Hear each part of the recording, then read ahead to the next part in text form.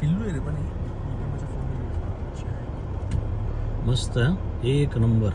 हा last time पेक्षा भारी. चला सफल झाला आपला कार्यक्रम. चाललंय बघा ना कसा आयटीत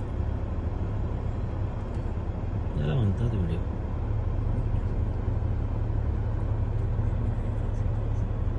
आपण पाहू शकता जुन्नरच्या शिवनेरीच्या बॅक साईडला कुसूर या गावामध्ये बिबट्याचं दर्शन झालेलं आहे.